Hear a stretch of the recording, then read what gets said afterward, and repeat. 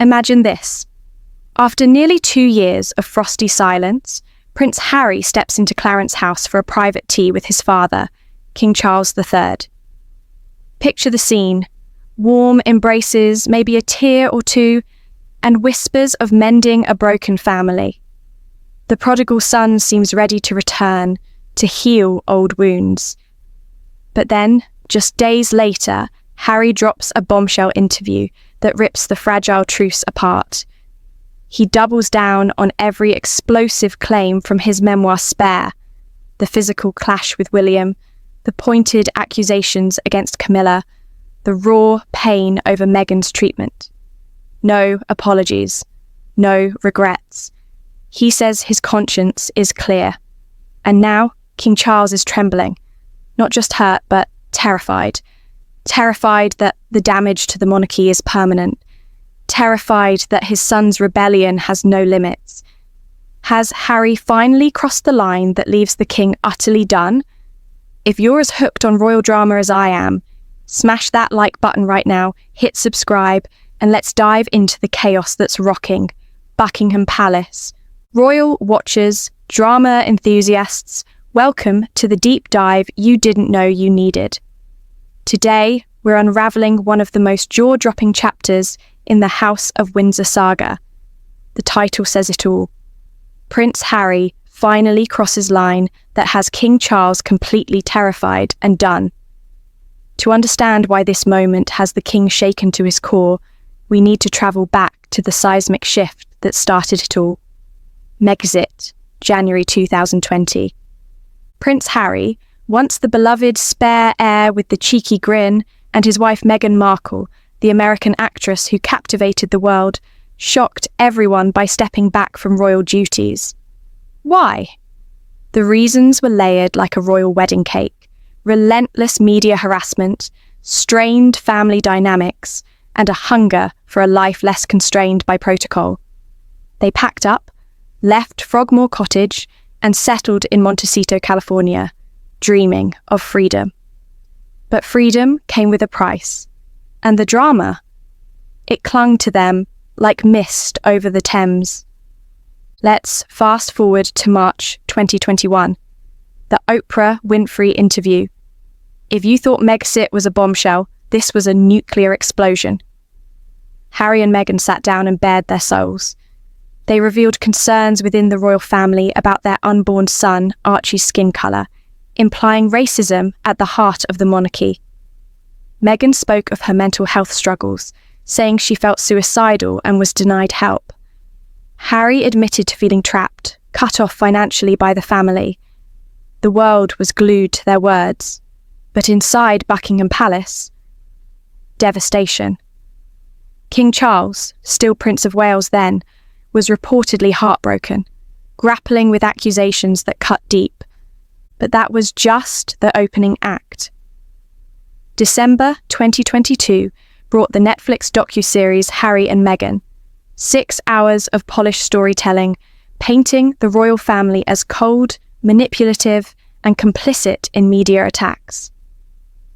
Harry claimed the institution bullied Meghan, treated her differently from other royals. Charles, now king, was sidelined in his own story, his lifelong work on environmental causes overshadowed by family feuds. The public was divided. Some saw Harry as a truth-teller, others as a traitor, airing dirty laundry. Then came the knockout blow. Harry's memoir, Spare, released in January 2023. At 416 pages, it was a raw, unfiltered torrent of personal pain. Harry didn't hold back. He recounted a physical altercation with Prince William in 2019, claiming his older brother grabbed him by the collar, broke his necklace, and knocked him to the floor over a heated argument about Meghan. William, Harry alleged, called Meghan difficult, rude, and abrasive.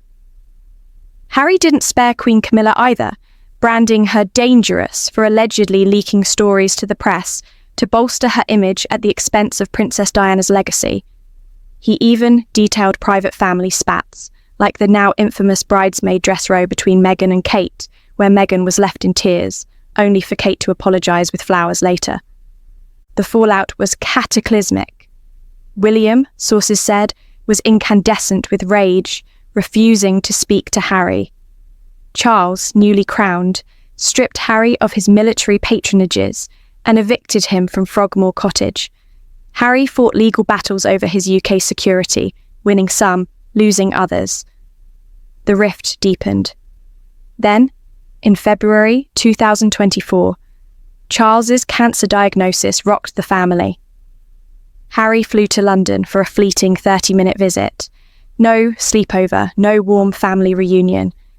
The tension was palpable like a storm cloud over Sandringham. Now, let's set the stage for 2025.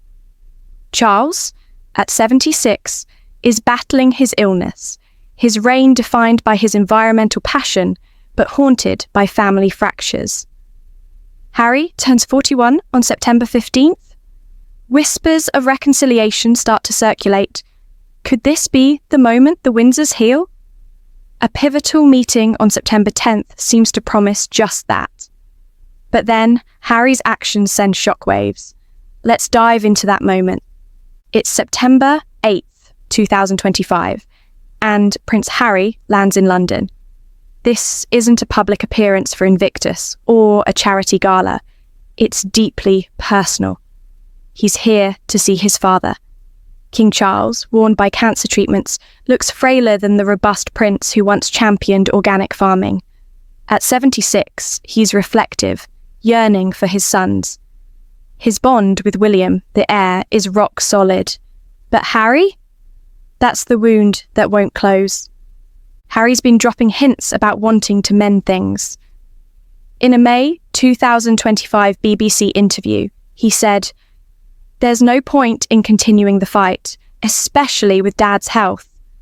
He wants his kids, Archie and Lilibet, now 6 and 4, to know their grandfather, to run through the gardens of Highgrove like he once did."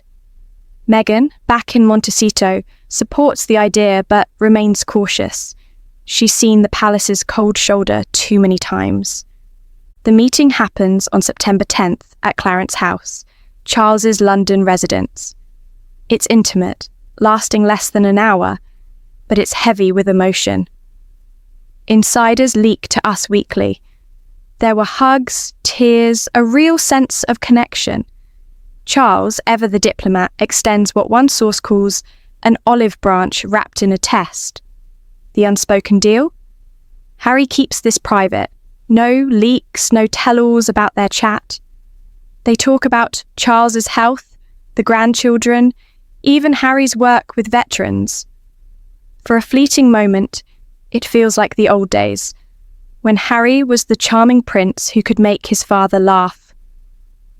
Harry's birthday is 5 days away. The palace has a tradition of posting social media tributes for working royals, sometimes even for Harry in softer times. Could this be the year they acknowledge him publicly, signalling a thaw? Everyone's watching. But then, silence. No post, no warm wishes. Why? Because on September 13th, Harry gives an interview to The Guardian that changes everything. September 13th, 2025. Harry's in Ukraine, supporting veterans through his Invictus Games Foundation, a cause that's been his lifeline since leaving the army.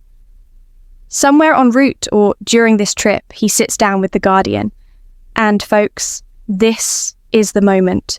The line-crossing, heart-stopping moment that has Charles terrified. In the interview, Harry doesn't just defend Spare. He doubles down with the intensity of a soldier in battle. The book was a series of corrections to stories already out there. He says, his voice steady, "I don't believe I aired my dirty laundry in public. I told my truth and I stand by it. No regrets. My conscience is clear," he declares. He credits Meghan for pushing him to be honest. "She told me, just stick to the truth, Harry."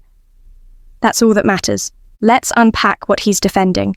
In Spare, Harry detailed William's alleged attack, the broken necklace, the fall to the floor, all over Meghan's perceived slights.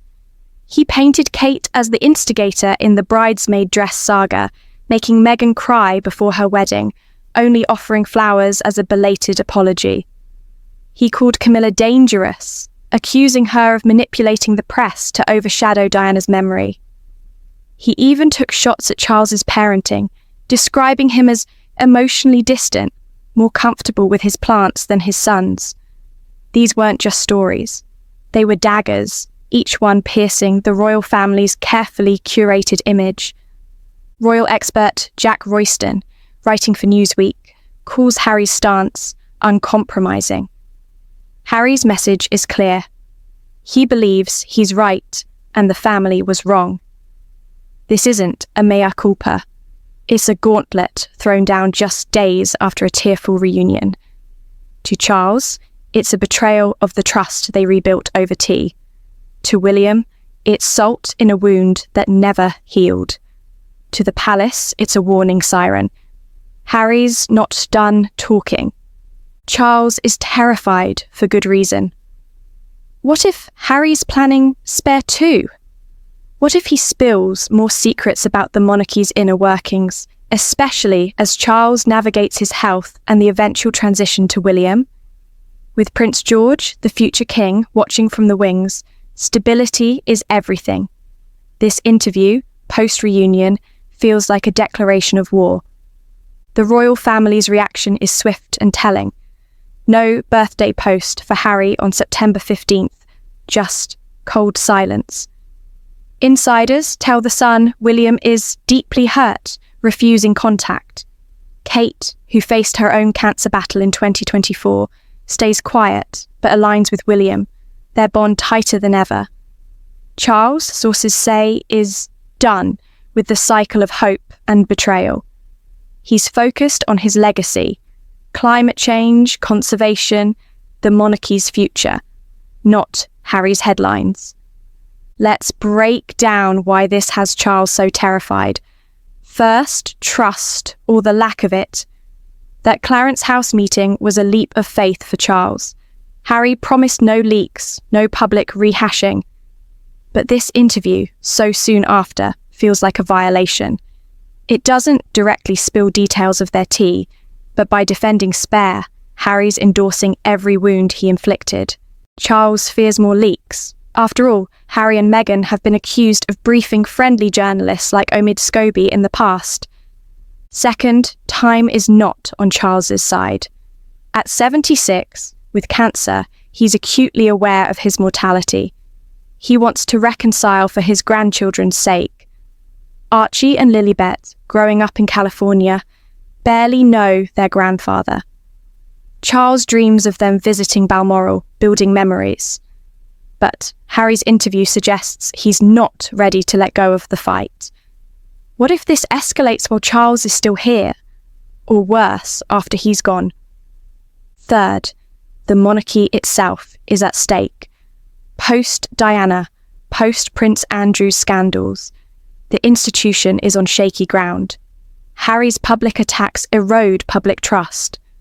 A 2024 YouGov poll showed 60% of Britons supported the monarchy, but that dips to 45% when scandals dominate.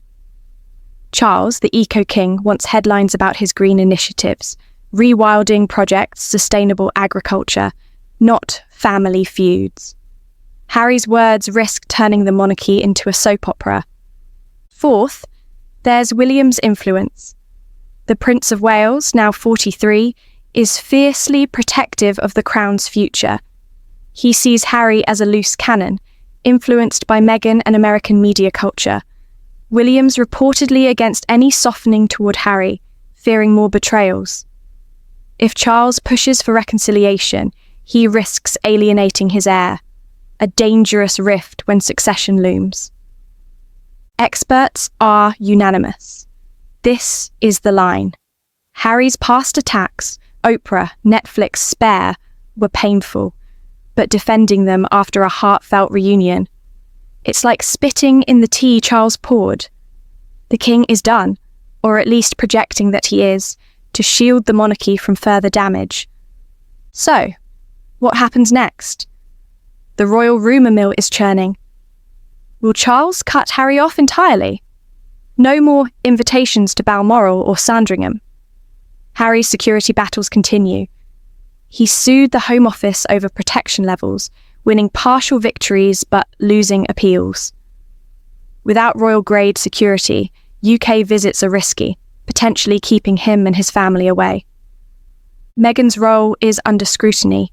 She's Harry's rock, his fiercest defender. Some speculate she's the whisperer behind his truth-telling, urging him to stand firm. Their Archewell Foundation is thriving, raising millions for mental health and veterans, but royal ties could amplify its reach. Is Meghan pushing for peace or principle? The jury's out. William and Kate? Rumours of a Christmas reunion at Sandringham swirl, but sources say it's unlikely. William's focused on his Earthshot prize and preparing George, now 12, for his future role. Kate, post-recovery, is back to her duties, radiating calm but privately backing William's hard line. George, Charlotte, and Louis, do they even ask about Uncle Harry anymore? Public opinion is a battlefield. A post-interview poll by The Times shows 55% of Britons side with the royal family, calling Harry disloyal. But his fans, especially younger audiences and the American public, see him as courageous, breaking free from a stifling institution. Social media is ablaze. Hashtag Team Harry versus hashtag Royal Loyalists. Looking long-term, the stakes are high. If Charles's health declines, will Harry regret his stance? He says no now, but grief has a way of shifting perspectives. Could this be the end of any hope for reconciliation? Or will time and the next generation soften the edges? In the end, Prince Harry crossed a line by standing unapologetically by Spare's revelations, just when reconciliation seemed within reach. King Charles, terrified of endless betrayal and its toll on the monarchy, is done, at least for now. The crown endures, but the human cost? That's the real tragedy. A father and son, once close, now worlds apart. A family fractured under the weight of truth, duty, and pride. This story is far from over. The Windsors don't do neat resolutions. What do you think? Is Harry a hero for speaking his truth? Or has he gone too far, torching bridges that can't be rebuilt? Drop your thoughts in the comments below. I read every single one, and I want to hear your take.